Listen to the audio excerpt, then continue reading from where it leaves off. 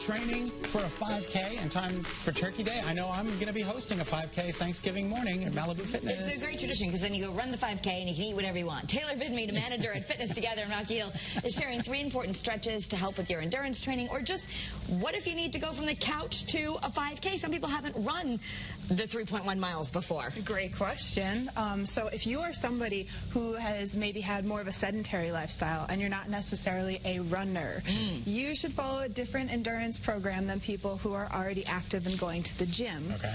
So if you're somebody that isn't a constant runner and you might not be a gym goer, what you should do is you should start by walking and walk at your own pace, follow your breathing, and see how long your body is comfortable walking for. Okay. That's your starting distance. Starting distance, right there. All right, so we got the chair, we got the mat, we got the whole thing. You see. Stretching is important, right? Because we can end up with painful things like shin splints, and then you'll just quit your training. Yes, shin splints are awful. They feel like shards of glass right in the front of your shin. I've had them. They're awful.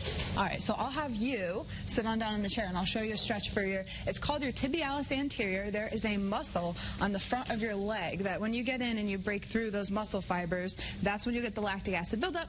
That's what you get shin splints. So what you're going to do is you're going to bring one leg over the other, make a 4 with your legs, and as best you can, we're going to push that knee down to the floor. Or nope, here, you're perfect. Cross your leg on over, and then we're going to push that top knee down to the floor.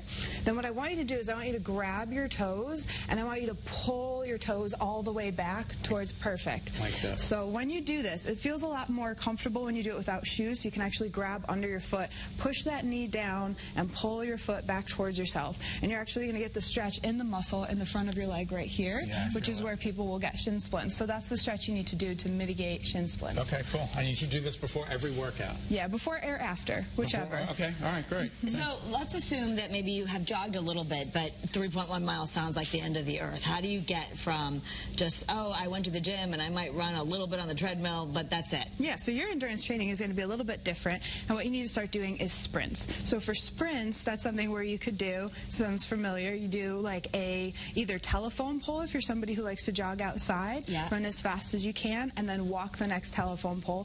Or if you're working on the treadmill, you can start with a sprint as fast as you can, see how long you can keep that pace up for. So for some people that might be 20 seconds, for some people that might be 45 seconds, but that's how you start to figure out how long is your sprint.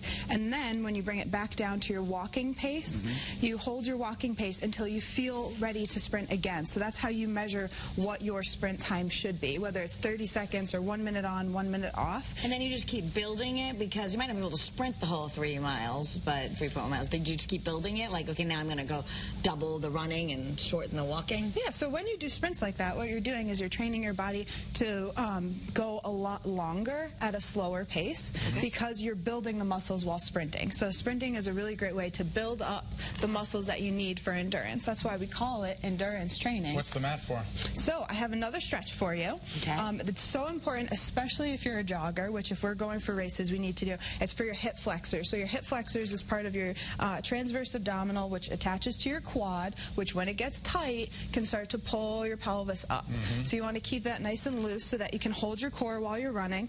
So you're going to come down on the mat and hold your toes down flat against the floor. And what's important about this stretch that I see people do wrong all the time is you have to hold your upper body back. So shoulders back, chest up, and then you're going to lean in with the front leg so you get a stretch right through your hip flexor. It's like a typical runner stretch, but a lot of people are leaning over their knee. You're not lean supposed to do over, that. and they're not actually pulling on their transverse until they get to this position, which is more of a quad stretch. So you actually want to hold it back, grab your hip, and push open on your hips. So keep that posture going. Yes. All right. Well, I didn't even know I had a hip flexor.